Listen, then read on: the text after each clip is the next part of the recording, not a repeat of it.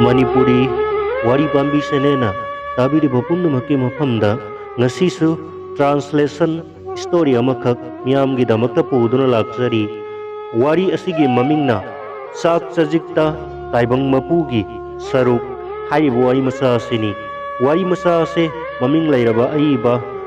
Indian writer Munshi Premchand gi wari masagi lairiktagi lauthokjaba wari masani Manipuri da handokpiba Laimapokpam Vedanti Taminarasi wari masa Chak chajikta taibang mapugi saruk Numidang wairamni Dinanatna mayum hek yaurkpaga magi nupi Gauri da hai ai office amada thabak phangle thada lupa yankhai phangani Gauri ado haraubuna loire mana lai ningjabado mahi yale haina khanjai sahi amarom se suningai thabak amata phangdaba sururabasu matik chaba paisa phangdaba asina ne makoigi imungdo waabana loirabani mayumda leiba maman yamba potchai likko loina yonkhre yumgi barasu pidaba yade paisa puba yaba marup mapang singdagi su puba yaba pure sahi amata ngairiba masa aduna sangom thangningduna kapli sara ama saraba matungda mathangi saragi damak wai makhoi asigumba mayam asina dinanato mayumdagi thokpa wari yumdagi hek thoklubada maikai maridagi mi singna hairakani babuji wah numit ini khaktani hairamlaga tha ani masak obu phangdre tada ibungo nang sena sagi ta khallida migi di karimata khande sina nine yeknabada paisa puhalabasu maruptadi piruno ko hainaribase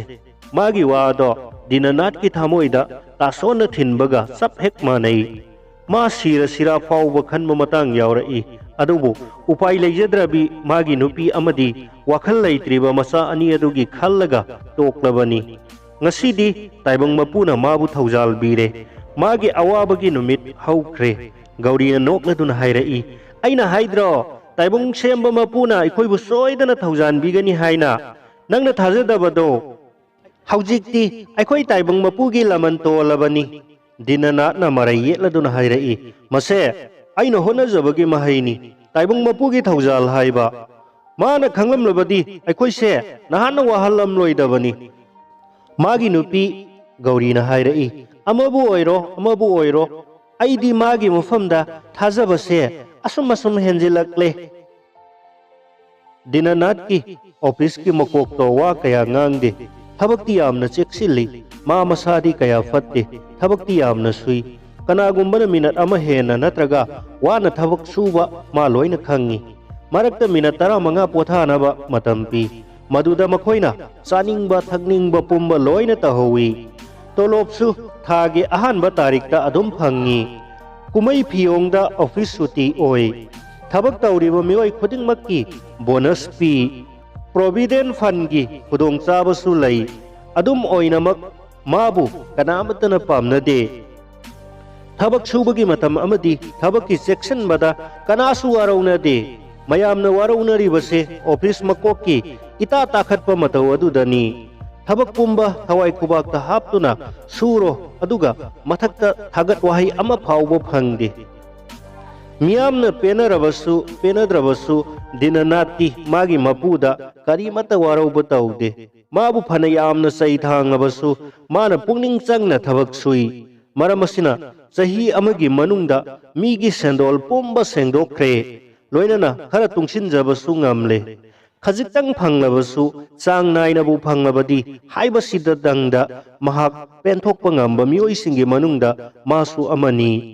lupa amatang oirabasu ahenba sading tawba tarabadi matai manau munna khanai gaurina hairabasu dinanatna kakthatli dinanatna thangalaklabasu gaurina kakthatli haujikti dinanato lai fajana thajarakle taibang mapugi thaujal amadi wayelda ma thoidokna singnadare numit khudingi ayuk nungthil animak lai khurumle kanagumba lai thajadabagi wa hairakpa matamda mana hai marup lai lay natraga laite haibase ai karimata khangde adubu lai thajadabadagi di lai thajabana hena fai haibasimadi ai khangi taibang semma mapuna pumnamak semlibani aduna lai thajadabasing ase norok ta soidana tagani haina khalli lie थाजबसिंगिदी अफबगी अफब ngaktani wafamse hangba yaba wasu natte thajadaba yaba wasu natte magi marupto magi wangang asida sauningduna machin paiduna chatkre nongma numidang wairam ama dinanatna office tagi halamdaida magi office ki makoktuna magi kada kausilaga mabu luna nungsina tawduna phamalle aduga hairai nangna mafam asida thabak tawrakpase kayam kuire sahidi pharam lani khalli dinanatna yamna nolokna hairai hoi tha 18 di sure ngahakta phamkho yum yauraga sanong thakkadaba oiramgani ne ai nungthilda sanong thakpa kaya hainajade sir adubu kwa nungdi saramgani nupa oiraga adu chaba thakpa kakpa asi hairaga mana bel kingi aduga ardalida kwa amasung athu mahau khara purakna bahai mana asuk yamna luna tawribu sibu karigino dinanato singnaba ama phaurakle mana harau harau salam tawbada nongmata khumdaba mana ngasidi athu mahau kwana singba kauduna pijananaba thorangli aigi thabak asida ma pela male asumna mana masabu thajaba phaujarakle loinana taibung mapu bu ningsingla i asengbani taibung mapu se pumnamak loina ubajani natrabadi aibu karigi kaurakadawribano arda leiduna athu mahau amadi kwa purakle mana haiman baduda upai laitraduna dinanato athu mahau do chaba horakle mapu aduna nokphet tawduna hairai nangna aibu yamna tamthiba ngak haigatpa mi ama oina uramgani asengba makti aikhoigi misingse nungsi sana tawruba yaba amata yaude khitang luna sana tawrubada kokta hekta kakhala i laibak phaba mioi kharadi makha thaba mioi singa luna sana tinai makoina sumagi thabak phajana adum tawbi ai madumadi hainadre aduna mayamdagi khara laptakna leibana fawra khalle masina aingonda kari sumangjaba leite aina mi pumna makki mawong matau ure khangle nangi mawong matau ure khangle nangse nabukchel sengi haibase ai khangle maramasina nangonda aruba thabak amatang sinage haina khalli masida nangna thabak yamna tawrugadaba nateda adubu yamna munna yengsinba amadi changi nangi tolopta lupa yang khaidi hengatna pige nangna hana thawai yauna thabak surakpa adugumna haujiksu thawai yauna sugani haina aina khalli dinanat ki mamita ira selakle maya da yauriba athumba do thumgi mahau oina faurakle mahakna mapugi bakhong konduna nangi damakta thawai se kachare haira sira haibadu fauba yauna khalakle nangna aibu ikai khumnabiriba se punsi chupa kaujaroi hainingle adubu mangang thokpadi ngamde sumna tangi tawbimal khangba mieng aduna yengduna leire mapuna achauba laser fine ama puthoraklaga hairai ai thabak ama khakta nangi mateng pami masina office sigi marai ba clap kadoribani mi maya masigi marakta nangna khwaidagi matik chai haina aina khalli nangna aibu ningba kaiheloi haibase aigi thajabani mase mamang chahi gi laser ni masida paisa hinsab khara henna isinkhre maduna aikhoi yamna kanare haina utli adubu asengbadudi aikhoi gi company ase sendong yaudana satli haibase nangna su hena khanglamgani masida iriba kerani asigi hui ase nang chap manai yamna khanghaiba amana su hui ani ase handokpa kaisu ngamloi aina pambadi nangna laser asigi sena ama lauthoknaga number manaba sena amada phajana iraga napsillo aina lamai adugi number thahalabani aduga daptari amasung binding taunanabagi damak haina dona thamlabani mana ahingda maraina thabak loijani kanasu khangloi sumna tangi mathau taribase nangna nangi kolomna sena adudagi sindokpa adutani dinanatna singnarap tauna hanglai sumna tangi sindok padang oirabadi sena do lokpokpagi kari kanani mapu aduna nokladuna hairai nangna khallibado onare chap manana sindokadaba natte aina angka masing khara onthok onsin taugani aina nangonda hairibasini office asigi kananabagi damaktani masigi onthok onsin se tahoudrabadi office asigi sinmi chama mukki ukchak mat kadawribani yamna khallubagi thoidokte सुमनतंगी पुंखाई अमतंगी थबकनी Nandi यामनसु थुना इयेदना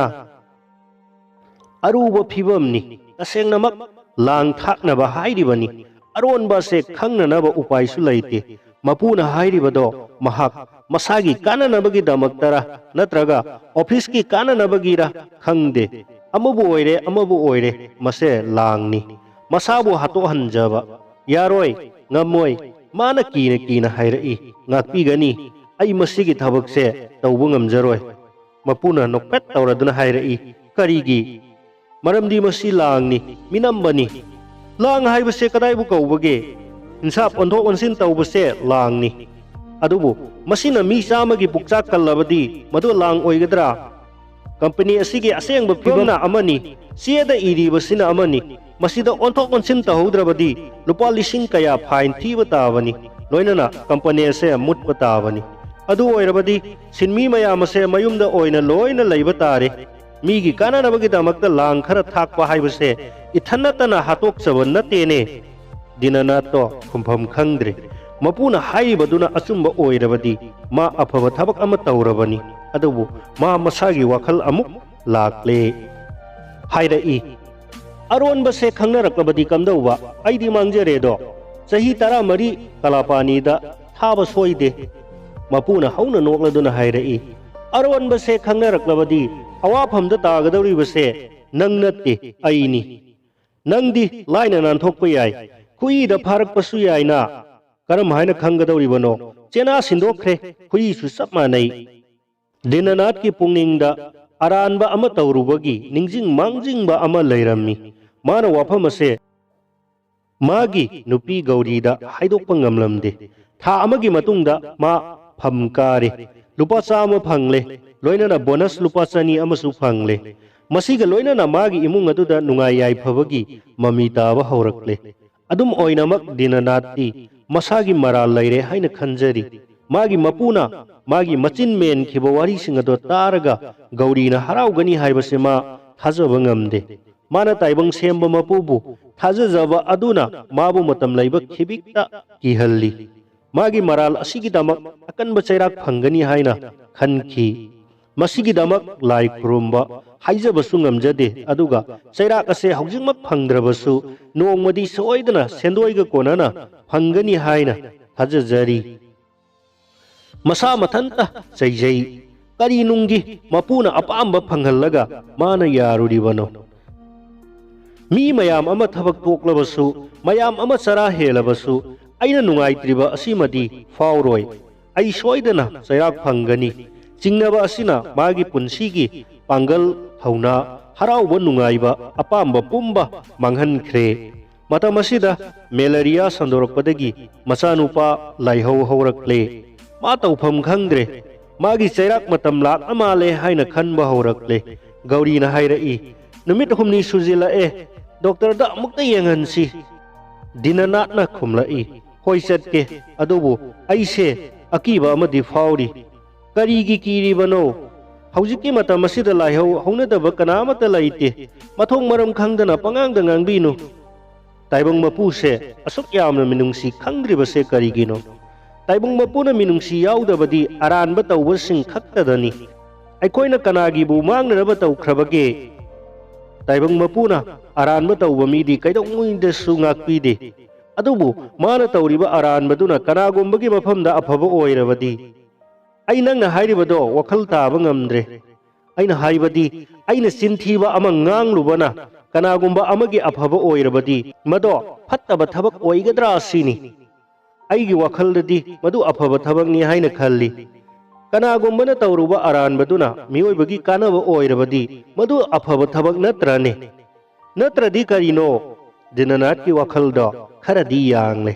doctor कौरुदुना मचानुपादु येंगहल्ले चयोल अमगी मनुंगदा अंगांग अदो फारे अदुबु नुमित खरनी लैरगा मा मसा अमुक नारे माना खल्ली मसे चैराकनी मा सोइदना चैराक फंगलनी इसम चंबा मेलेरिया की लाइहौनी माना वखल अदो सेरानाना खनखिबगी वानी लाइहौ अमुक अमुक हौरकपदा वखल की पांगल से खंगसोन सोंथकिरमी वखलना असीबगी लायदो मनाक लाक्लबो इनिंगहल्ली दिननाथ अरानबदा थाजजबा मी नत्ते ꯂꯧꯁꯤꯡ ꯌꯥꯝꯅ ꯁꯤꯡꯕ ꯃꯤꯁꯨ ꯅꯠꯇꯦ ꯃꯥꯅ ꯂꯥꯏꯕꯨ ꯊꯥꯖꯩ ꯂꯥꯏꯅ ꯃꯥꯕꯨ ꯑꯐꯕ ꯄꯤ ꯂꯣꯏꯅꯅ ꯆꯩꯔꯥꯛꯁꯨ ꯄꯤꯔꯤ ꯃꯥꯒꯤ ꯄꯨꯟꯁꯤ ꯍꯤꯡꯒꯗꯕ ꯋꯥꯠꯂꯤꯕꯅꯤꯅ ꯃꯥ ꯍꯤꯡꯂꯦ ꯐꯒꯠꯂꯛꯂꯦ ꯑꯣꯐꯤꯁ ꯀꯥꯕ ꯉꯝꯂꯦ ꯅꯣꯡꯃ ꯒꯧꯔꯤꯅ ꯍꯥꯏꯔꯛꯏ ꯅꯪꯅ ꯅꯥꯔꯤꯉꯩ ꯃꯅꯨꯡꯗ ꯐꯤꯕꯝ ꯌꯥꯝꯅ ꯁꯣꯛꯄꯗꯨꯗ ꯅꯪꯅꯕꯨ ꯅꯥꯕ ꯐꯔꯕꯗꯤ ꯕ꯭ꯔꯥꯍ꯭ꯃꯟ 50 ꯆꯥꯛ ꯄꯤꯖꯒꯦ ꯍꯥꯏꯅ ꯇꯥꯏꯕꯪ ꯃꯄꯨꯗ ꯑꯩꯅ ꯍꯥꯏꯖꯈꯤ ꯃꯥꯅ ꯑꯩꯅ ꯍꯥꯏꯖꯕ ꯇꯥꯕꯤꯗꯨꯅ ꯅꯪꯒꯤ ꯐꯤꯕꯝ ꯑꯁꯦ ꯐꯒꯠꯂꯛꯂꯤꯕꯅꯤ ꯃꯥꯒꯤ ꯊꯧꯖꯥꯜ ꯅꯠꯇꯅꯗꯤ ꯑꯩꯅ ꯅꯤꯔꯨꯕꯗ ꯀꯔꯤꯁꯨ ꯄꯤꯔꯛꯂꯣꯏ ꯑꯩꯅ ꯍꯥꯏꯈꯤꯕ ꯋꯥꯗꯣ ꯉꯥꯛꯄ ꯑꯣꯏꯅ ꯃꯈꯣꯏ ꯆꯥꯛ ꯄꯤꯖꯔꯁꯤ ꯀꯩꯊꯦꯜꯗꯒꯤ ꯄꯣꯠ ꯂꯩꯔꯨꯔꯣ ꯕ꯭ꯔꯥꯍ꯭ꯃꯟ 50 ꯃꯔꯨꯞ ꯃꯄꯥꯡ ꯂꯣꯏꯅ ꯊꯥꯔꯒ ꯃꯤ 200ꯗꯤ ꯁꯨꯕ ꯌꯥꯏ ꯄꯣꯠꯀꯤ ꯂꯤꯁ ꯁꯦꯝꯂꯦ ꯗꯤꯅꯅꯥꯠꯅ ꯃꯀꯣꯛ ꯈꯣꯠꯂꯗꯨꯅ ꯈꯜꯂꯛꯏ ꯅꯪꯅ ꯈꯜꯂꯤꯕꯁꯦ ꯄꯨꯝꯅꯃꯛ ꯇꯥꯏꯕꯪ ꯃꯄꯨꯒꯤ ꯊꯧꯖꯥꯜꯅꯤ ꯑꯁꯤꯅꯤꯅꯦ ꯅꯠꯇꯗꯦ ꯅꯪꯕꯨ ꯀꯔꯝꯅ ꯐꯒꯠꯂꯛꯂꯤꯕꯅꯣ ꯑꯩꯒꯤ ꯆꯦꯡ ꯂꯩꯔꯤꯕ ꯑꯗꯨꯅꯅꯤ ꯋꯥꯔꯦꯝ ꯉꯥꯡꯕꯤꯔꯅꯨ ꯑꯩꯅ ꯂꯥꯏ ꯂꯦꯞꯈꯤꯕꯗꯣ ꯀꯠꯊꯣꯛꯄ ꯇꯥꯕꯅꯤ ꯃꯗꯣ ꯇꯧꯗꯕ ꯌꯥꯗꯦ ꯑꯩꯗꯤ ꯃꯥꯕꯨ ꯀꯩꯗꯧꯅꯨꯡꯗꯁꯨ ꯊꯧꯖꯥꯜ ꯂꯩ ꯍꯥꯏꯅ ꯈꯟꯈꯤꯗ꯭ꯔꯤ ꯃꯗꯨ ꯑꯣꯏꯔꯕꯗꯤ ꯃꯥꯁꯦ ꯃꯤꯅꯨꯡꯁꯤ ꯌꯥꯎꯗꯦ ꯍꯥꯏꯕ꯭ꯔꯥꯎ ꯃꯥꯅꯤ ꯃꯥꯁꯦ ꯃꯉꯣꯟꯗꯒꯤ ꯍꯦꯟꯅ ꯃꯤꯅꯨꯡꯁꯤ ꯂꯩꯇꯕ ꯇꯥꯏꯕꯪꯄꯥꯜ ꯑꯁꯤꯗ ꯂꯩꯇꯦ ꯃꯥꯒꯤ ꯃꯆꯥ ꯃꯅꯥꯏꯁꯤꯡꯕꯨ ꯁꯥꯟꯅꯄꯣꯠꯀꯨꯝꯅ ꯈꯟꯗꯨꯅ ꯀꯥꯎꯍꯟꯗꯨꯅ ꯅꯤꯡꯁꯤꯡꯍꯟꯗꯨꯅ ꯑꯋꯥꯕ ꯀꯌꯥ ꯃꯥꯌꯣꯛꯅꯍꯜꯂꯤ ꯃꯥꯅ ꯑꯗꯨꯛꯀꯤ ꯃꯇꯤꯛ ꯃꯤꯅꯨꯡꯁꯤ ꯆꯥꯎꯏ ꯈꯜꯂꯤꯕꯗꯨꯃꯛ ꯃꯥ ꯃꯤꯅꯨꯡꯁꯤ ꯑꯁꯨꯝ ꯂꯩꯇꯦ ꯑꯗꯨꯒꯨꯝꯕ ꯂꯥꯏ ꯑꯗꯣ ꯑꯩ ꯅꯤꯡꯅꯤꯡꯗꯦ ꯑꯩꯅ ꯅꯪꯕꯨ ꯑꯗꯨꯛꯀꯤ ꯃꯇꯤꯛ ꯅꯨꯡꯁꯤꯅ ꯂꯨꯅ ꯇꯧꯏ ꯑꯗꯨꯕꯨ ꯑꯩꯅ ꯅꯪꯒꯤ ꯇꯨꯡꯗ ꯆꯩ ꯑꯃ ꯄꯥꯏꯔꯒ ꯑꯁꯨꯝ ꯀꯤꯍꯜꯂꯕꯗꯤ ꯅꯪꯅ ꯑꯩꯒꯤ ꯁꯛꯁꯦ ꯐꯥꯎꯕ ꯌꯦꯡꯅꯤꯡꯂꯛꯂꯣꯏ ꯑꯗꯨꯒꯨꯝꯅ ꯁꯦꯝꯕꯤꯕ ꯇꯥꯏꯕꯪ ꯃꯄꯨ ꯃꯥꯅ ꯃꯤꯑꯣꯏꯕ ꯑꯩꯈꯣꯏꯗ ꯇꯣꯉꯥꯟ ꯇꯣꯉꯥꯟꯕ ꯂꯤꯂꯥ ꯀꯌꯥ ꯁꯥꯟꯅꯩ ꯑꯗꯨꯒ ꯑꯋꯥꯕ ꯀꯌꯥ ꯑꯃꯁꯨ ꯇꯥꯍꯜꯂꯤ ꯑꯗꯨꯒ ꯃꯥꯕꯨ ꯍꯟꯅ ꯍꯟꯅ ꯀꯤꯍꯟꯕꯁꯨ ꯐꯥꯎꯍꯜꯂꯤ ꯄꯨꯝꯅꯃꯛꯁꯦ ꯏꯁꯣꯔꯒꯤ ꯂꯤꯂꯥꯅꯤ ꯍꯥꯏꯗꯨꯅ ꯃꯉꯣꯟꯗ ꯅꯤꯡꯅꯔꯤ ꯃꯗꯣ ꯑꯩꯗꯤ ꯌꯥꯅꯤꯡꯗꯦ ꯆꯥꯛ ꯆꯖꯤꯛꯇ ꯇꯥꯏꯕꯪ ꯃꯄꯨꯒꯤ ꯁꯔꯨꯛ ꯌꯥꯎꯔꯤ ꯍꯥꯏꯕꯒꯤ ꯋꯥꯐꯝ ꯑꯗꯣ ꯑꯩꯗꯤ ꯇꯁꯦꯡꯅ ꯄꯥꯝꯖꯗꯦ ꯅꯪꯅ ꯃꯤꯌꯥꯝ ꯆꯥꯛ ꯈꯥꯡꯕꯒꯤ ꯋꯥꯐꯝ ꯑꯗꯣ ꯇꯧꯗꯕ ꯌꯥꯗꯦ ꯍꯥꯏꯔꯕꯗꯤ ꯑꯩꯗꯤ ꯍꯨ ꯊꯛꯇꯨꯅ ꯁꯤꯒꯅꯤ ꯃꯄꯨꯔꯣꯏꯕ ꯗꯤꯅꯅꯥꯠꯀꯤ ꯑꯀꯟꯕ ꯋꯥꯐꯝ ꯑꯗꯨꯗ ꯃꯥꯒꯤ ꯅꯨꯄꯤ ꯒꯧꯔꯤ ꯑꯗꯣ ꯏꯉꯛ ꯃꯥꯏꯉꯛ ꯇꯧꯗꯨꯅ ꯃꯨꯟꯅ ꯌꯦꯡꯗꯨꯅ ꯍꯥꯏꯐꯝ ꯈꯪꯗꯅ ꯂꯩꯔꯤ